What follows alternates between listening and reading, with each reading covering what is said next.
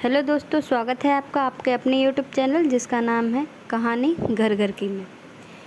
तो आज हम ऐसी कहानी लेकर आए हैं जो किसी न किसी जगह पे ये सच में ही हुई है और सच्ची घटना है कहीं ना कहीं की। हमारे आसपास कुछ कहानियाँ घटित होती रहती हैं और किसी को कुछ पता चलता है, किसी को नहीं। तो चलिए कहानियाँ स्टार्ट करते हैं। हम अपने देवर के लिए लड़की देखने गए थे। लड़की सुंदर और लंबी थी, मेरे देवर के कान तक आ रही थी। उसकी लंबाई 5 फुट 6 इंच थी और फिगर भी अच्छा था, इसीलिए हमें वो लड़की अच्छी लगी। जोड़ी बहुत अच्छी लग रही थी। बाकी उसका चाल चलन और नेचर तो पास रहकर ही पता चलता है। तो हम लोग लड़की वहीं पक्की कराए। उसका माथा छूकर देवर मेरे बहुत खुश थे इस रिश्ते से, क्योंकि उनके मन की सी लड़की मिली थी। फिर हम लोगों ने उन दोनों की 4 महीने बाद शादी कर दी। देवरानी घर आ गई, सब बहुत खुश थे और मैं भी, और बाकी सब घर वाले भी। फिर उसने शादी की सारी रस्में निभाई और फिर वो दोनों हनीमून के लिए चले गए। उन लोगों ने हनीमून बहुत एंजॉय किया था। फिर वो लोग घर आ गए तो कुछ दिन बाद रीना अपने मायके चली गई 1 महीने के लिए। इन सब चीज़ों में सब कुछ अच्छा था, लेकिन अगर कुछ अच्छा नहीं था तो वो अटपटा सा था। वो मेरे बेटे का नेचर था, उसमें काफ़ी बदलाव आ गया था। रीना को आने के बाद जब वो घर पर थी तो मैंने सोचा कि वो सब ऐसे ही हैं, सब ऐसे ही हो गया है। नई नई चाची आई है, इसीलिए ऐसा बिहेवियर करता है। लेकिन उसके जाने के बाद तो और भी ज़्यादा हो गया। उसका मन नहीं लगता था घर पर। अब बात बात में रीना चाची की ही बात करता था। यहाँ तक कि उसके फिगर की भी तारीफ़ करने लगा था कि चाची बहुत स्मार्ट लगती हैं, उनकी पिक बड़ी मस्त आती है। और जब वो घर पे थी तो उसके ही आगे पीछे घूमता रहता था। उसके खाने की तारीफ़ करता, उसके पहनने की, उसके मेकअप की। चाची को इतना अच्छा मेकअप करना आता है। मेरा बेटा 18 साल का है। मुझे पता है कि उसकी अभी उभरती जवानी है, वह बहुत कम समझदार है। सब पता था, लेकिन मुझे लगा सब कुछ ही ठीक हो जाएगा, मुझे कुछ नहीं करना पड़ेगा। फिर मुझे लगा कि हो सकता है कि मैं ही कुछ ज़्यादा गलत सोच रही हूँ, कुछ ज़्यादा ही सोच रही हूँ। शायद ऐसा कुछ ना हो, ज़्यादा आगे जा रही हूँ। फिर मैंने इस बारे में सोचना ही छोड़ दिया। फिर महीना भी ख़त्म हो गया तो मेरे देवर जाकर रीना को ले आए और फिर से मेरा बेटा अनुराग बहुत खुश रहने लगा। जहाँ उदास रहता था वहाँ उसके फेस पे रौनक सी आ गई। बहुत अच्छा लगने लगा वह देखने में भी, और उसका नेचर भी अच्छा हो गया था। वहीं रीना भी उसकी तरफ शायद झुकाव ले रही थी, क्योंकि मैंने देखा, रीना को भी देखा कि वो भी उससे आउट ऑफ लिमिट बात करती थी, काफ़ी फ्रैंक हो जाती थी और उससे बात करते हुए नॉर्मल भी नहीं लगती थी, और अक्सर उसके पास ही बैठी रहती थी। अगर ये कभी कभी होता ना के बराबर तो मुझे अजीब नहीं लगता, बट ये ज़्यादा था।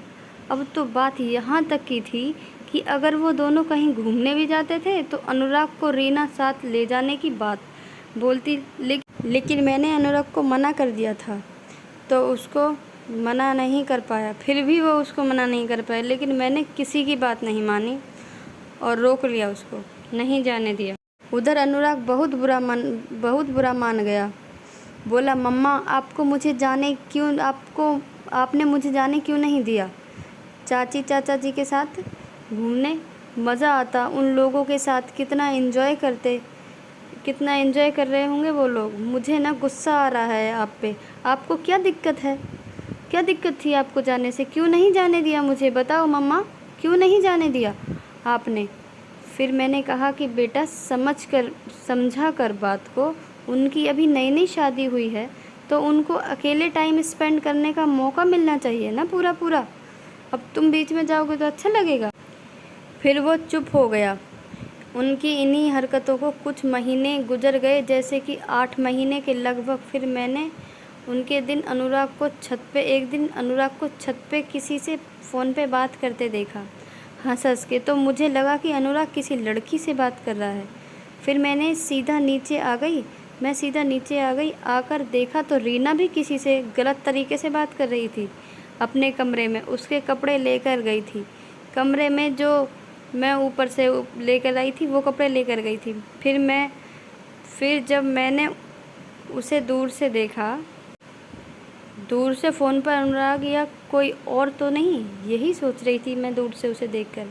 फिर एक पल को लगा कि हो सकता है कि देवर जी हों, वहीं हो सकता है तो ये।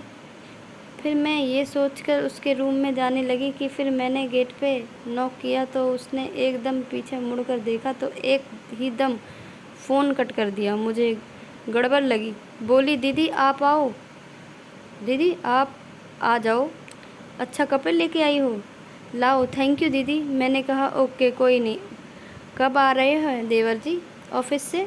तो बोली कि शाम को थोड़ा लेट आएंगे। मैंने कहा अच्छा ठीक है, अब मैं जा रही हूँ ऊपर कमरे में, तुम आराम कर लो, कुछ बात हो तो बुला लेना। ओके ठीक है। बोली ओके दीदी मैं बुला लूँगी। फिर मैं चली गई अपने कमरे में, जाकर सो गई। मैं फिर शाम को देवर जी आए और फिर फ्रेश होकर डाइनिंग टेबल पर आ गए। सब वहीं थे, खाना खाने आए थे। तो खाना खाते खाते देवर जी बोले कि भाभी और रीना, मैं 1 वीक के लिए सिंगापुर जा रहा हूँ, कंपनी भेज रही है एक प्रोजेक्ट का हेड बनाकर, तो मुझे जाना होगा मॉर्निंग में 4 बजे। ओके प्लीज़ थोड़ा जल्दी उठ जाना। ओके, और मैं ज़्यादा कॉल नहीं कर पाऊँगा, पहले ही बता देता हूँ। ओके, तुम बुरा मत मानना। बोली कि बिल्कुल भी नहीं। तो उन्होंने बोला कि ठीक है, कि नहीं दिन में 1 कॉल तो कर लिया करूँगा, उससे ज़्यादा नहीं, वो भी टाइम मिलेगा तो, क्योंकि वहाँ यहाँ से भी ज़्यादा काम होगा। तो वो बोली ओके कोई बात नहीं, आप काम पर ध्यान रखना। ओके, और अपना भी। ओके। देवर ने कहा कि अच्छा एक बात बताओ कि तुमने मुझे आज दिन में कॉल क्यों नहीं की? तो मेरे कान खड़े हो गए। मैं समझ गई कुछ गड़बड़ है। मैं समझ गई कि इसका मतलब ये किसी और से ही बात कर रही थी दिन में। रीना के फेस पे एकदम डर का भाव आ गया और हिचकते हुए मेरी तरफ देखा और बोली कि वो मैं बिज़ी थी, आज तो कॉल नहीं कर पाई, मम्मी से बात करने में बिज़ी थी। फिर देवर जी बोले अच्छा चलो कोई बात नहीं, मैंने इसीलिए पूछा क्योंकि मैं वेट कर रहा था तुम्हारी कॉल का। चलो अब खाना तो हो गया है, अब मेरी पैकिंग कर दो मॉर्निंग के लिए। तब तक हम लोगों का खाना भी हो चुका था, तो हम लोग साथ में ही उठकर अपने अपने रूम में चले गए। तभी मैंने अनुराग और रीना को देखा तो वो दोनों एक दूसरे को कुछ अलग ही तरीके से देख रहे थे। मैं पक्का समझ गई कि अब तो इन दोनों के बीच पक्का कुछ है। मैंने देवर जी के जाने के बाद इन दोनों पे नज़र रखने का सोचा। फिर आज रात को इन दोनों के टेंशन में मुझे ठीक से नींद भी नहीं आई।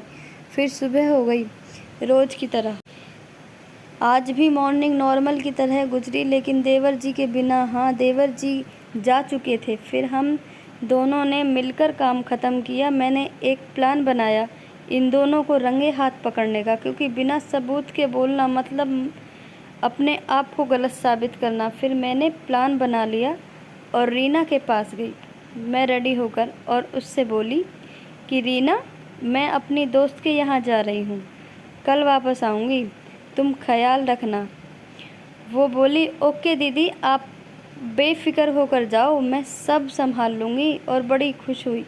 फिर मैं अपने रूम में गई और अनुराग से बोली कि बेटा मेरी दोस्त का फ़ोन आया था, उसके यहाँ माता की चौकी लगी है, मैं वहाँ जा रही हूँ, कल आऊँगी, और तू मुझे छोड़ आ मेट्रो तक। तो थोड़ी खुशी से चेहरे पे लिए बोला हाँ माँ चलो अभी छोड़ाता हूँ। फिर मैं चली गई और घर पे दोनों अकेले ही रह गए। फिर मैंने वहाँ मेट्रो स्टेशन पर पहुँचकर थोड़ी देर वहाँ बैठी, फिर कुछ खाया पिया। इन सब में कुल 2 घंटे के करीब बिता दिए। फिर मैं रिक्शा से घर पहुंची और वहां जाकर मैंने फ़ोन किया अनुराग पे। उसने फ़ोन उठाया। फिर मैंने कहा बड़े नॉर्मल से तरीके से कि अनुराग बेटा, बाहर कोरियर वाला आया है, ज़रा कोरियर ले लो, उसमें तुम्हारी शर्ट है, ओके, उसे ले लो। वो बोला ठीक है माँ। फिर मैंने कहा जल्दी आओ, वो चला जाएगा, कभी जाओ तुरंत, नहीं तो वो चला जाएगा। मैंने इसलिए जल्दी बोला ताकि वो कोई चूक करे और मैं पकड़ लूँ। फिर वो एकदम बाहर आया, बनियान में, शर्ट या टी शर्ट नहीं पहनी हुई थी, और मैं साइड में छुप गई। फिर फिर उसने बाहर देखा तो कोई दिखा नहीं। फिर वो गेट के बाहर आकर देखने के लिए जैसे ही निकला, मैं तुरंत आंख बचाकर अंदर घुस गई। फिर और धीरे धीरे घर में चली गई अंदर। फिर मैंने देखा कि हॉल में कोई नहीं था, मतलब रीना हॉल में तो थी नहीं। फिर मैंने छुपकर देखने की सोची तो मैं उसके अंदर आने से पहले ही सोफ़े के पीछे छुप गई और अंदर आकर सीधे फिर वो अंदर आया और अंदर आकर सीधे रीना के रूम में गया। फिर रीना बाहर आई तो मैंने उसको देखा कि उसने काफ़ी छोटे छोटे कपड़े पहने हुए थे। तो उसके ही साथ अनुराग आया और रीना बोली कि कौन था? तो अनुराग बोला कोई नहीं दिखा यार, मैंने तो बाहर निकल कर भी देखा, शायद चला गया होगा। तो तुमने दीदी से कॉल करके नहीं पूछा? तो वो बोला कि पूछ लूँगा, जल्दी क्या है, पहले वो तो कर लूँ जिसका हम दोनों को बेसब्री से इंतज़ार था। ऐसा बोलकर वो उसको गलत तरीके से छूने लगा। रुक जाओ। फिर वो बोली कि रुक जाओ, पूरा टाइम है आज तो, पहले मैं पानी तो पी कर आ जाऊँ, फिर हॉल में मनाएंगे सुहाग दिन, फिर रात को मनाएंगे सुहाग रात, पूरा मज़े लेंगे आज। फिर वो पानी पीकर आ गई तो अनुराग उसको गोदी में उठाकर सोफ़े पे ले आया। दोनों एक दूसरे को चूमने लगे। अनुराग उसके कपड़े उतारने लगा। जैसे ही उसने कपड़े उतारना शुरू किया वैसे ही मैं उठकर सामने आई और गुस्से में अनुराग को ज़ोर से थप्पड़ मारा। वो दोनों एकदम मुझे देखकर बहुत ज़्यादा डर गए, दोनों पैरों में पड़ गए और माफ़ी मांगने लगे कि प्लीज़ हमें माफ़ कर दो, हम आगे से ऐसा कुछ नहीं करेंगे, और प्लीज़ चाचू को मत बताना, उसके ये सब बताऊंगी। तो मैंने कहा उसको तो बताऊंगी ज़रूर, नहीं तो ये उस बेचारे को फिर से धोखा देगी। फिर रीना बोली कि नहीं दीदी, मैं आज के बाद अपने मन में किसी और का ख्याल भी नहीं लाऊंगी। मैं तो आज ही बहुत ज़्यादा डर गई हूँ। किसी की नज़रों से गिरने के बाद कैसा फ़ील होता है वो मुझे आज पता लग गया। मैं अपने मन को नहीं भटकने दूंगी, सॉरी। तो मैं बोली ठीक है, मैं तुम्हें एक मौका और देती हूँ, अगर आगे से ऐसा तो कैसी भी माफ़ी की उम्मीद मत रखना। वो बोली ठीक है दीदी। तो आपको ये कहानी कैसी लगी प्लीज़ कमेंट बॉक्स में ज़रूर बताएं और लाइक शेयर सब्सक्राइब करें ताकि हम मोटिवेट हों और आपको और अच्छी अच्छी कहानियाँ दें। Okay bye and take care to all of you guys.